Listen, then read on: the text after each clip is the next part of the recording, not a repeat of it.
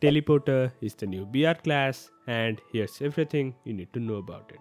Starting with the passive ability, it reduces the movement sounds similar to classes like Ninja or Pumped, making it harder for enemies to hear your footsteps from a distance. Now, coming to the ultimate ability, it deploys a beacon that lets you teleport back to it from anywhere in the map.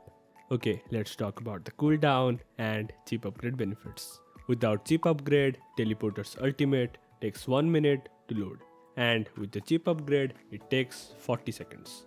Additionally, the beacon lasts for 3 minutes without the upgrade, but with the chip upgrade, it stays active for 5 minutes. The time taken to activate teleportation is 5 seconds for non-upgraded classes, but it goes down to 3 seconds with chip upgrade.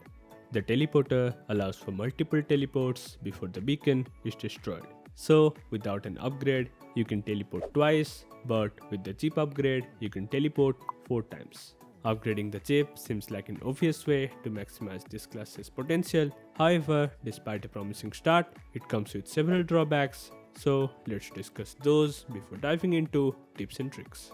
The first drawback is that the teleportation stops when you take damage. A single hit from an enemy cancels the teleportation, which severely limits its utility. This also means that the teleportation will stop even when taking zone damage. So, you can't go outside the zone to get the dog tags of your teammates and teleport back to the safe zone. Additionally, teleportation will stop if you are knocked down while teleporting or enter water while teleporting. It's also unusable while on a zipline or midair, which also limits its versatility. Now, let's go for some tips and tricks. The first tip is something I talked briefly about previously, which is the range. You can teleport from anywhere in the map back to your beacon, like you can be 1000 meters away from the beacon, it doesn't matter. It's really good. But as I said, the problem is you can't teleport when taking zone damage or damage from enemies, so keep that in mind and plan accordingly. The second tip can come super handy, which is the beacon won't get auto-destroyed when the teleportation process is active.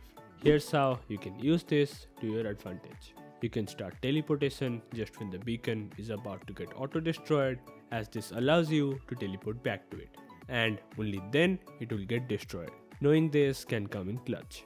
The third tip is to place the beacon somewhere safe.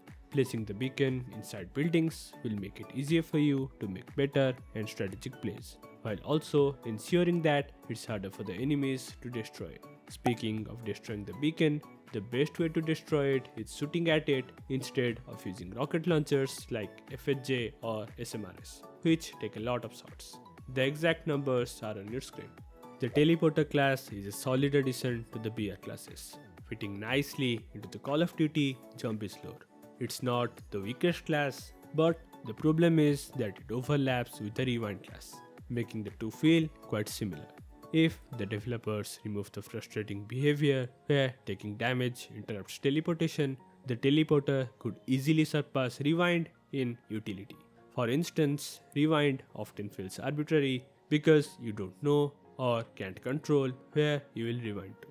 That said, I think the lack of thought or planning when adding these recent BR classes leads to overlapping like we saw with Pumped and Jet Boost, and now Rewind and Telepoter. This overlap makes the new classes feel repetitive and challenging to fix without reworking one of them entirely. The BR classes also lack significant balance changes, which has left the meta feeling stale. Do you agree or disagree? Let me know in the comments. And with that, I'm signing off.